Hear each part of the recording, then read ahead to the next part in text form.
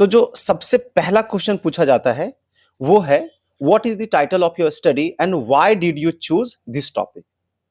अब देखिए यहां पर दो बातें हो गई, एक तो आपका टॉपिक क्या है ये बताना है और दूसरा कि आपने इसी टॉपिक को क्यों लिया। तो आप वहां पे जवाब दीजिए कि सर थीसिस आपके हाथ में तो है, देख लीजिए ना, मैडम लिखा हुआ है उसी में देख लीजिए ना। या फिर आप अपने हाथ में थीसिस लिए हुए हो तो उससे खोल करके फिर पढ़ने लग गए। क्यों, आपको याद नहीं है? आपको अपने रिसर्च का जो टॉपिक है वही याद नहीं है। आपने इसको शुरू से लेकर के अंत तक काम किया है तो ये तो आपको ध्यान में होना चाहिए ना, बिल्कुल टिप पे होना चाहिए, फट से बता देने लायक। अब ऐसा थोड़े कि दुकान में गए, 5,000 रुपये दिए और 2.5 किलो का थीसिस खरीद के ले आए। आपने बनाया ना, तो आप पहले से इसको बिल्कुल टिप पे रखिए। और आपने इसी टॉपिक को क्यों चूज किया, क्यों लिया, ये बताइएगा आप वहां पे। अब आप कह दीजिए कि नहीं सर हम तो 4-5 टॉपिक लेके गए थे, तो वहां पर जो हमारे गाइड थे ना उन्होंने कह दिया कि भाई इसमें ये वाला कर लो, तो हमने वही वाला कर लिया। हमने नहीं चुना है सर, वो हमारे गाइड ने चुनवा दिया। ऐसा नहीं, ये तो बिल्कुल बहुत ही गलत जवाब है। बल्कि आप बताइए कि हमारा जो है इंटरेस्ट है इस एरिया में, हमारा जो फील्ड है टीचिंग का या जिस फील्ड में मैं वर्किंग हूं वहां से ये रिलेटेड है। मैंने इससे रिलेटेड पहले कुछ काम किए हुए हैं। अगर पहले भी आपने कोई डिजर्टेशन या कोई प्रोजेक्ट इससे रिलेटेड किया वो बात बताइएगा आप। ठीक है, तो ये आप जस्टिफाई कर रहे हैं कि अच्छा जी चलो बहुत बढ़िया, आपने टॉपिक भी बता दिया क्या है और क्यों लिया टॉपिक ये भी बता दिया। पहला क्वेश्चन ये होगा। दूसरा जो क्वेश्चन होगा वो होगा what were the objectives of study. आपके अध्ययन के उद्देश्य क्या थे। तो ये तो बिल्कुल अच्छे तरीके से आप याद करके रखिएगा कि हमारा फर्स्ट सेकंड थर्ड फोर्थ जो भी 4-5 टॉपिक्स, सॉरी 4-5 जो आपके ऑब्जेक्टिव्स हैं वो आप ध्यान में रखिएगा और वो वहां पर बताइए और थोड़ा सा एक्सप्लेन करके एक्सपेंडेड फॉर्म में बताइएगा। ठीक है, चलते हैं थर्ड क्वेश्चन की तरफ। What do you mean by population of the study. What was the population of your study. ये दोनों बात सिमिलर सी है कि जो पॉपुलेशन होता है हमारे अध्ययन की, जो जनसंख्या वो क्या होता है और आपके जो स्टडी है उसमें जनसंख्या क्या रहा। तो सपोज करिए कि आपने 9th और 10th क्लास के स्टूडेंट्स पर अध्ययन किया हुआ है ना, कि आईसीटी को लेकर के कि अगर हम आईसीटी यूज करके पढ़ाते हैं तो बच्चों का जो सोशल साइंस का अचीवमेंट स्कोर होता है उस पर क्या असर पड़ता है। तो आप देखिए कि अगर आप 9th-10th के बच्चों पर तो सारे ही 9th-10th के जितने भी बच्चे हैं ना, सीबीएसई बोर्ड का आपने अगर लिया हुआ है तो सीबीएसई बोर्ड के 9th-10th के जितने भी बच्चे सारे पॉपुलेशन हो गए। ठीक है, तो ये आपके स्टडी का पॉपुलेशन हो गया और पॉपुलेशन वो है जहां से हम अपना सैंपल ड्रॉ कर सकते हैं। ठीक है, तो ये आपका थर्ड क्वेश्चन हो गया। फोर्थ क्वेश्चन की तरफ चलते हैं। So what was the sample size. आपका सैंपल साइज कितना था, ये बहुत ही आसानी से आपको ध्यान होगा। 200 सैंपल साइज रहा, 150 होगा, 100 होगा, जो भी सैंपल साइज है बताइए। उसमें आप ही बाइफिकेशन भी बता दीजिए कि हमने 9th और 10th के स्टूडेंट्स को लिया था, टीचर्स को भी हमने इन्वॉल्व किया हुआ था, और जो हमने जेंडर वाइज अगर कैटेगरी है तो वो भी आप बता दीजिए हमने, या प्राइवेट स्कूल्स और गवर्नमेंट स्कूल का लिया हुआ है तो वो भी बताइए कि हमने 200 लिया था, प्राइवेट से लिया था हमने 100 और गवर्नमेंट से लिया हुआ था 100।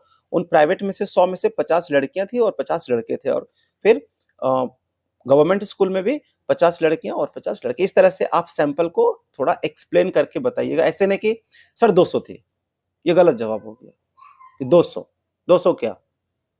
ठीक है, चलते हैं नेक्स्ट क्वेश्चन की तरफ। What tools did you use for data collection. Data collection के लिए हमारे जनरली जो हम देख रहे हैं आजकल के स्टडी में, आप लोग क्वेश्चनेयर लगा देते हो, ऑब्जर्वेशन लगाते हो और आपका इंटरव्यू शेड्यूल होता है। तो अगर यही है तो ये बताइए कुछ रेडीमेड अगर आपने कोई बने बनाए टूल्स लिए हैं तो उन टूल्स के बारे में भी बताइए, और टूल कैसे आपने बनाया, उसको कैसे रिलायबल बनाया, कैसे उसकी वैलिडिटी करी, ये सारी चीजें भी थोड़ा सा आप वहां पर बताइएगा। ठीक है, नेक्स्ट क्वेश्चन की तरफ चलते हैं। What tools did you use for data analysis. Data को एनालाइज करने के लिए आपने क्या क्या टूल, कोई स्टैटिस्टिकल टूल्स लगाए हो तो वो बताइए। ठीक है, सिंपल आपने मैथमेटिक्स के टूल्स या फिर परसेंटेज वगैरह लगाया है वो बताइए। कोई सॉफ्टवेयर अगर आपने यूज किया है तो बताइए। ठीक है, तो यहाँ पर हम इसको एनालिसिस का क्या हमारा तरीका रहा ये भी हम यहाँ पर बताएंगे। चलते हैं नेक्स्ट क्वेश्चन की तरफ। Did you use any statistical tool for analysis, ये वही वाली बात आ गई। ठीक है, अगर ये पूछते हैं अलग से तो यहाँ पे बताइए, नहीं तो आप पहले भी बता सकते हैं, तो फिर ये क्वेश्चन आपका स्किप हो जाएगा। आगे देखिए, what is hypothesis, tell me about its types and use. ला भैया, ये तो फंसा दिया यार। ठीक है, तो हाइपोथेसिस क्या होता है, इसके कौन कौन से टाइप्स होते हैं, क्या इसके यूज हैं, ये सारी ही चीजें आप एक बार मेरा जो दूसरा वीडियो है बना हुआ, बिल्कुल इसी के ऊपर मैंने डिटेल में बना दिया है, वहां से आप लोग देखिए। बेसिकली आप हाइपोथेसिस समझते हैं, this is a kind of smart guesses, जो कि हम किसी स्टडी में लगाते हैं कि मैं मान के चल रहा हूं कि ऐसा होगा। अब ऐसा होगा या नहीं होगा वो टेस्टिंग के बाद पता चलेगा, जिसके लिए हम डेटा कलेक्शन करेंगे और एनालिसिस करेंगे। लेकिन आप, मैं कह रहा हूं कि ये हाइपोथेसिस वाला जो क्वेश्चन है, इसके लिए कंप्लीट एक वीडियो होगा 5-7 मिनट का, वो आप जरूर देख लीजिएगा। ठीक है, बढ़ते हैं अगले क्वेश्चन की तरफ। What is difference between probability and non probability sampling. लो जी, probability sampling and non probability sampling, इसमें भी हमारा एक वीडियो बना हुआ है, वहां से आप देख सकते हैं। बट मैं यहां बेसिक बात बता दूं, प्रोबेबिलिटी सैंपलिंग वो सैंपलिंग होता है जिसमें पॉपुलेशन जो हमारा है, वो फुल पॉपुलेशन में से हर एक ऑब्जेक्ट जो हमारा उसमें इन्वॉल्व है, हर एक सब्जेक्ट जो हमारा है उसमें, हर एक को चांस मिलता है, हर एक के लिए प्रोबेबिलिटी है कि वो सैंपल सेलेक्ट हो जाए। जैसे मैं 9th क्लास के एक बच्चे का पॉपुलेशन ले रहा हूं, ठीक है, टोटल 40 बच्चे, और वहां से मुझे सैंपल ड्रॉ करना है 10। अब वहां से मैं ये कहूं कि मैं ना लॉटरी सिस्टम से 10 बच्चे सेलेक्ट कर लूंगा, तो इसमें देखो कि कोई भी 40 में से हर किसी को प्रोबेबिलिटी है, हर किसी को चांस है कि वो सैंपल बन जाएगा।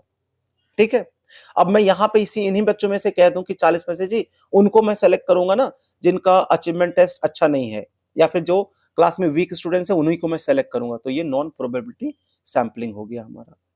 या फिर मैं कहूंगा कि यहाँ पर ना सिर्फ लड़कियों को मैं सेलेक्ट करूंगा, तो हर एक को चांस ही नहीं मिलेगा सैंपल बनने का। तो ये बेसिक मैं एक डिफरेंस आपको बता रहा हूं, बाकी आप वीडियो में इसको कंप्लीट तरीके से आप देख सकते हैं। वेल, चलते हम नेक्स्ट क्वेश्चन की तरफ। Okay, tell me the findings of your study, ये बहुत ही इंपॉर्टेंट है, आपको ये क्वेश्चन तो पूछा ही पूछा जाएगा कि आपने इतना बड़ा जो रिसर्च किया है, इतने टाइम लगाए, मेहनत लगाए, एनर्जी लगाए, तो बताइए क्या निकल करके आया, आपके स्टडी में क्या फाइंडिंग्स रहे। तो हमने फाइंड आउट किया जी, आईसीटी अगर हम लगा के पढ़ाते हैं ना, तो बच्चों का जो अचीवमेंट टेस्ट है वो बहुत इंप्रूव होता है। कितना इंप्रूव होता है, सिग्निफिकेंट है, नॉन सिग्निफिकेंट है। ठीक है, फिर मैंने ये भी देख लिया था कि टीचर्स के लिए जो रिसोर्सेज चाहिए उसमें थोड़ी कमी है। बहुत सारी फाइंडिंग्स, बच्चे बहुत ही इंटरेस्टेड और इंथुजियास्टिक फील करते हैं अगर हम आईसीटी का यूज करके पढ़ाते हैं। तो जो जो भी फाइंडिंग्स आपके आए हैं आपके ऑब्जेक्टिव्स के साथ, तो वो फाइंडिंग्स आप यहाँ पर गिनवा दीजिए, जो भी है 15-17 फाइंडिंग्स, मेन मेन जो है आपके फाइंडिंग्स वो यहाँ पर आप गिनवा दीजिए। इसको भी आपको ध्यान में रखना पड़ेगा, भूल ना जाए। नेक्स्ट आप देखिए, how can your study help the people and society. Basically यहाँ पर आपसे ये पूछा जा रहा है कि आपका जो स्टडी है और जो आपके फाइंडिंग्स है उसका क्या इम्प्लीमेंटेशन है, एजुकेशनल इम्प्लीमेंटेशन क्या है, इससे क्या फायदा हो जाएगा। तो आप बताएंगे कि जो मेरे फाइंडिंग्स निकल के आया सर, ये तो टीचर के लिए भी फायदेमंद है, बच्चों के लिए भी है, मैनेजमेंट के लिए भी है। मैं बताऊं सर, बुक जो राइटर्स है ना, उनके लिए भी चीजें इसमें से यूजफुल है। उनको पता चलेगा कि हमें किस तरह के बुक्स हमें लगाना चाहिए, उसमें पिक्चर्स और कंटेंट किस तरह का होना चाहिए। बोले जी बहुत बढ़िया, आपके तो फाइंडिंग्स बहुत ही यूजफुल है एजुकेशन लाइन में। वेल, इसी तरीके से हम चलते हैं अब नेक्स्ट क्वेश्चन की तरफ, जो कि है लास्ट क्वेश्चन है ये। Can you suggest some topics to carry your research ahead. कहने का मतलब है कि आपने ये वाला रिसर्च कर लिया, अब आगे कुछ और टॉपिक आप बता सकते हैं जिससे कि लोग आपकी स्टडी को पढ़ें, और फिर जो टॉपिक अभी आप सजेस्ट करो उस पर लोग रिसर्च कर सकते हैं। कि नहीं सर हम तो कुछ नहीं बता सकते। अब जिसको रिसर्च करना होगा भाई पढ़ लो मेरा थीसिस, और जो मर्जी फिर अपना उस हिसाब से रिसर्च आगे जो करना चाहो तो कर लेना। गलत जवाब। आपने जब रिसर्च किया है तो आप देखिए कि बहुत सारे नए प्रॉब्लम्स, चैलेंजेस, इश्यूज आए सामने, जिसमें लगा रही यार इस वाले फील्ड में भी एक स्टडी का रिक्वायरमेंट है, ठीक है। बहुत सारे बातें आ जाती है आपके सामने और आपको एक बहुत ही एक तरह का समझ विकसित हो जाती है, जहाँ पर कि आप अपने जूनियर के लिए, आगे आने वाली पीढ़ी के लिए, आगे आने वाले जो स्टूडेंट्स हैं, जो रिसर्च स्कॉलर्स हैं, उनके लिए ना आप 5-7 टॉपिक्स बता सकते हैं कि भाई देखो जिस फील्ड में मैंने किया ना, वहाँ इस एरिया में, इस पिन पॉइंटेड एरिया में आप कर सकते हो रिसर्च।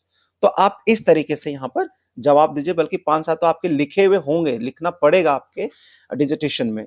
तो वहां से भी आप ध्यान रखिएगा कि क्या क्या टॉपिक्स हम सजेस्ट कर सकते हैं फर्दर स्टडी के लिए उसी फील्ड में जिस फील्ड में आपने किया हुआ है। तो ये थे 12 क्वेश्चन जो कि जरूर पूछे जाएंगे। मैं आप लोगों को अभी बता देता हूं कि आप अपने थीसिस को पूरी तरीके से पढ़ लीजिए, कुछ एक्स्ट्रा टॉपिक्स पढ़ लीजिएगा और फिर आप वाइवा वोसी में जाइए, आपको कोई नहीं रोक सकता। आप समझ लीजिए कि आपका जो एमए एजुकेशन का डिसर्टेशन है वो कंप्लीट हो चुका है, आपको डिग्री मिल चुकी है। All the best.